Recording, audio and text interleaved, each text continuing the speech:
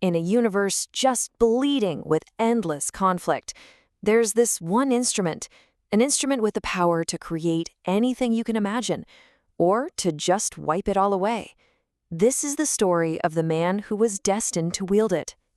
You know that feeling? Déjà vu? It's a warning, a whisper that tells you destiny isn't some path you walk forward on. No, it's a circle, and you might just be doomed to repeat it. So meet Lucky. He was a soldier, and he traded the horrors of the battlefield for a quiet, simple life on a tranquil farm. He really believed the fighting was done. He'd earned his peace. Turns out, when you're one of the most capable people on the planet, the world doesn't just let you retire. And the future? Oh, it's coming for you, whether you're ready for it or not. Okay, so let's really dive into this world, starting right with our hero, Lucky. Because that peace he fought so hard for, it's about to be completely and utterly shattered. His quiet life just explodes with the arrival of this cryptic message. Some guy named Sol is hunting him. But before he can even wrap his head around that, the CIA shows up, basically blackmailing him with his own past to force him into one last mission. And this mission throws him right back into the fire, headfirst into the shadows. He has to go deep undercover in Tokyo's notorious shadow syndicate, posing as an investor. He's a wolf in sheep's clothing, walking straight into the lion's den. And what was supposed to be a simple retrieval mission, yeah, it spirals into absolute mayhem. We're talking a shaky alliance with a Yakuza boss, a shady deal with terrorists, and then, out of nowhere, U.S. Special Forces crash the party. It becomes this insane three-way firefight with Lucky stuck dead in the middle. So, you've got bullets flying, alliances breaking left and right.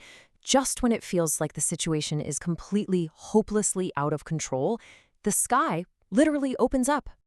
This bizarre craft just descends, bathing the entire battlefield in this weird, otherworldly light. And just like that, poof, Lucky and his companion Astra are ripped right out of the chaos, abducted into the total unknown. But look, this is not your typical alien abduction story. Not even close.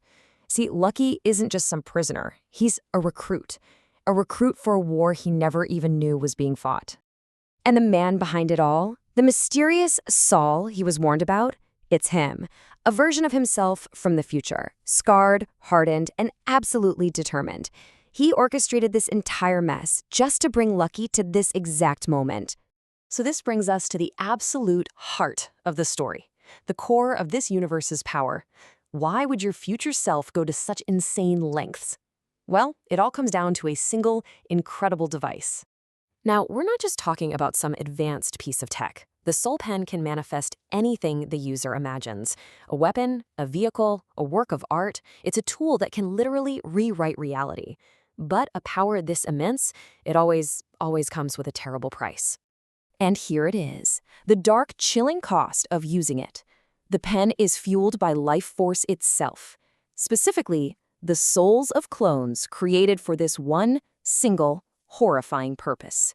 To use the pen is to command a river of souls, bending them to your will.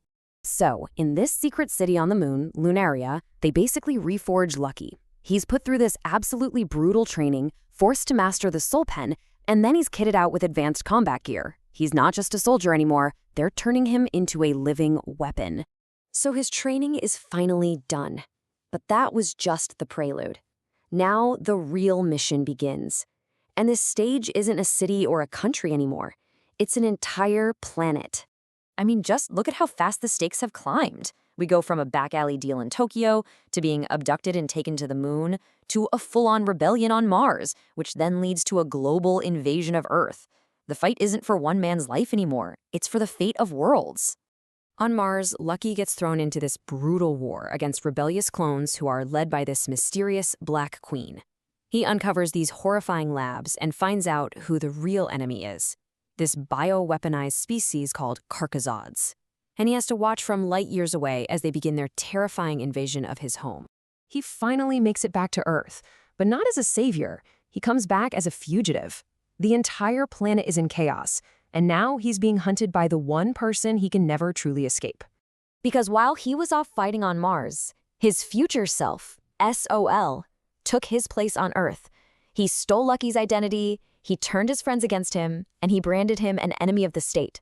The architect of this grand plan has now become his own personal tormentor. And this is the ultimate conflict, right? It's Lucky fighting to save the people he loves, trying to find another way, against Sol, his own future, who believes that sacrificing everything and everyone, is the only path to victory. It's a battle against his own inevitable destiny. And it all comes down to this. Just one choice remains. He has to decide. Does he become Sol? Does he become that cold, calculating leader who will sacrifice the few to save the many? Or does he risk everything, the entire future of humanity, to try and forge a new path? A path where he doesn't have to become a monster to save the world.